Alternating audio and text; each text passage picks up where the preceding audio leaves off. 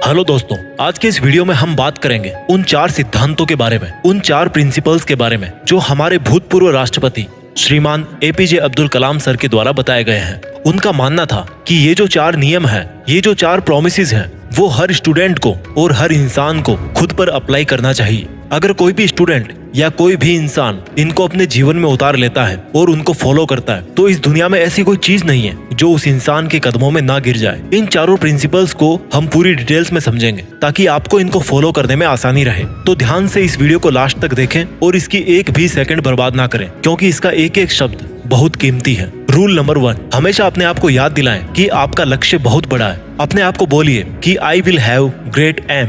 दोस्तों, सन 1958 की बात है। डॉक्टर एपीजे अब्दुल कलाम एक पायलट बनना चाहते थे। उन्होंने मेहनत करके पायलट बनने के लिए सारी परीक्षाएं पास कर ली, लेकिन पायलट की वैकेंसी में केवल 8 सीट ही थी और डॉक्टर एपीजे अब्दुल कलाम 9वें नंबर पे थे। अब उनका सिलेक्शन केवल तभी हो सकता था जब उनके ऊपर के 8 कैंडिडेट्स में से या तो कोई अपनी वैकेंसी छोड़ दे या फिर मेडिकल में आउट हो जाए। लेकिन उनको इस बात का काफी डिसअपॉइंटमेंट हुआ कि उनका केवल एक रैंक की वजह से वो सिलेक्शन से आउट हो गए। लेकिन उन्होंने ये स्वीकार किया कि it was a disappointment for me but disappointment could not defeat me, यानी कि मैं निराश जरूर हुआ था लेकिन निराशा कभी मुझे हरा नहीं सकी। उन्होंने ठान लिया था कि भले ही पायलट बनके एयरक्राफ्ट ना उड़ा सकूं, लेकिन एक इंजीनियर बनके, एक साइंटिस्ट बनके मैं एयरक्राफ्ट जरूर बना सकता हूँ, मिसाइल बना सकता हूँ, रॉकेट बना सकता हूँ। और दोस्तों, ये तो किसी को नहीं पता कि अगर डॉक्टर एपीजे अब्दुल कलाम पायलट बनते तो वो कहाँ तक पहुँच पाते। लेकिन उन्होंने इस बात को जरूर साबित किया कि अगर वो पायलट नहीं बन पाए तो उन्होंने मिसाइल्स और रॉकेट जरूर बना दिए। और वो भले ही इंडियन एयरफोर्स के पायलट नहीं बन पाए, लेकिन राष्ट्रपति जरूर बने, जो कि तीनों सेनाओं के कमांडर इन चीफ होते हैं। और तीनों सेनाओं में आर्मी, नेवी और एयरफोर्स भी होती है। दोस्तों, उनका कहा गया रूल नंबर 1 कि हमेशा अपने आप को बोलिए कि I will have great aim, मैं अपना लक्ष्य ऊंचा रखूंगा। ये प्रॉमिस हमेशा अपने आप को याद दिलाते रहें। रूल नंबर 2, दोस्तों, रूल नंबर 1 के बाद में बात करते हैं रूल नंबर 2 की। रूल नंबर 2 है हमेशा अपने आप से बोलिए कि I will continuously acquire knowledge, यानी कि मैं हमेशा लगातार ज्ञान हासिल करता रहूंगा। दोस्तों, अब उनके इस दूसरे रूल को हम उन्हीं की जीवनी से समझते हैं। डॉक्टर एपीजे अब्दुल कलाम को मिसाइल मैन के नाम से भी जाना जाता है। वो एक इंजीनियर थे, एक वैज्ञानिक थे। उन्होंने बहुत सारे मिशंस को लीड किया और सक्सेसफुल भी रहे। उन्होंने पद्म भूषण, पद्म विभूषण और भारत रत्न जैसे हाईएस्ट सिविलियन अवार्ड जीते। वो भारत के 11वें राष्ट्रपति भी बने। लेकिन इसके बावजूद भी उन्होंने ये माना कि वो अपने आप को एक टीचर समझते हैं, वो अपने आप को एक अध्यापक समझते हैं। और उनको सबसे ज्यादा खुशी तब मिलती है जब उनका कोई स्टूडेंट PhD पूरी कर लेता है। यानी कि उनकी लाइफ में अगर सबसे ज्यादा जरूरी कोई चीज थी तो वो थी एजुकेशन, नॉलेज। उनका मानना था कि एजुकेशन के लिए, यानी कि ज्ञान के लिए, जो सबसे बेस्ट टाइम होता है वो होता है स्टूडेंट लाइफ। और किसी भी इंसान की सक्सेस के पीछे उसकी एजुकेशन का, उसके नॉलेज का सबसे बड़ा हाथ होता है। उनका ये मानना था कि अगर एक स्टूडेंट का सबसे प्राइमरी कोई जॉब है तो वो है अच्छी शिक्षा ग्रहण करना। एक विद्यार्थी को एजुकेशन के अलावा किसी दूसरी चीज के बारे में नहीं सोचना चाहिए। अगर एक स्टूडेंट एजुकेशन के अलावा कुछ और करना चाहता है तो वो वीकेंड्स में किसी हॉस्पिटल के बाहर गरीब लोगों के प्रति अपनी संवेदना व्यक्त कर सकता है, उन्हें खाना दे सकता है, उन्हें खुशी दे सकता है, पेड़ पौधे लगा सकता है, दूसरे लोगों को भी शिक्षा दे सकता है। लेकिन इन सब कामों के बावजूद भी एक स्टूडेंट के लिए केवल नॉलेज हासिल करना ही सबसे पहली प्राथमिकता होनी चाहिए। यानी कि आपको हमेशा अपने आप को ये याद दिलाना है कि चाहे कुछ भी हो, मैं सीखना नहीं छोड़ूंगा। दोस्तों, पहला रूल था अपने आप को याद दिलाना कि I will have great aim, और दूसरा रूल है अपने आप को याद दिलाना कि I will continuously acquire knowledge. इसके बाद में बात करते हैं रूल नंबर 3 की।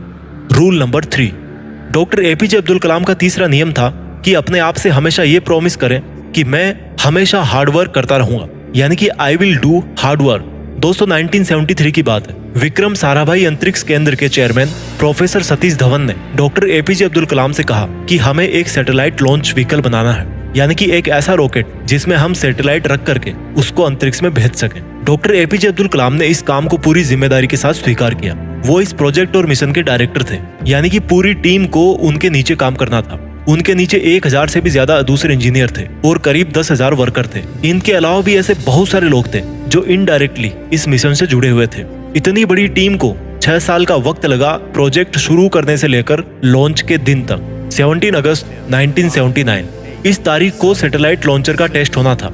लॉन्च के 8 मिनट पहले सारा कंट्रोल कंप्यूटर के हाथों में दे दिया गया, लेकिन उसी वक्त एक चेतावनी आई कि लॉन्चिंग में कुछ दिक्कत है।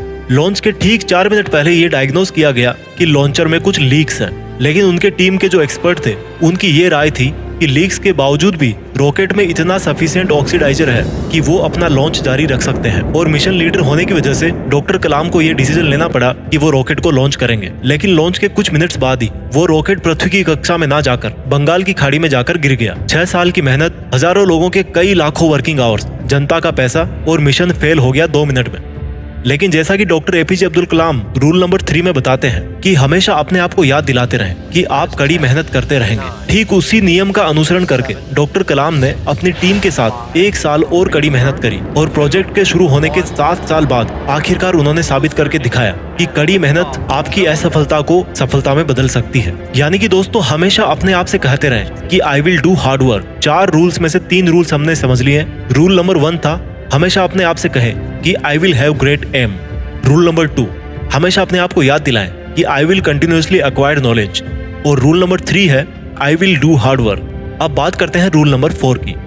रूल नंबर 4, दोस्तों, जो कहानी मैंने आपको रूल नंबर 3 में बताई, जिसमें 7 साल बाद जाकर मिशन सफल हुआ, वहीं से निकल के आता है रूल नंबर 4, यानी कि हमेशा अपने आप को ये याद दिलाते रहें कि आई विल प्रिजर्वेयर एंड सक्सीड। प्रिजर्वेयर का मतलब है लगातार काम करना, चाहे कितनी भी मुसीबत आए, कॉन्स्टेंटली आगे बढ़ते रहना, अपने शब्दों पे और अपने वचनों पे कायम रहना। किसी में इतनी हिम्मत ना हो कि आपके हौसलों को कम कर सके। हम में से ऐसे बहुत सारे लोग हैं जिनकी आंखों में कुछ सपना है, जो कुछ करना चाहते हैं, वो काम करना शुरू करते हैं अपने सपनों पर, लेकिन समय बीतने के साथ साथ उनकी विल पावर कम होती जाती है। दोस्तों, आपको किसी भी कीमत पे अपने हौसलों को नहीं टूटने देना है। डॉक्टर एपीजे अब्दुल कलाम का मानना था कि आप तब तक अपनी जिद मत छोड़िए जब तक आप अपने लक्ष्य तक नहीं पहुंच जाते। और आपका लक्ष्य है आपकी यूनिकनेस, आपका सबसे अलग होना, आपकी पहचान सबसे अलग होना। और आपके इस यूनिक बनने के सफर में आपकी मुसीबतों का सबसे अहम रोल होता है। अगर आपने अपनी मुसीबतों से डरना छोड़ दिया, उन पर से ध्यान हटाकर उनके हल के बारे में सोचना शुरू कर दिया और उस पर काम करना शुरू कर दिया, तो आप किसी ना किसी दिन इस दुनिया में सफल जरूर हो जाओगे। दोस्तों, इस वीडियो के लास्ट में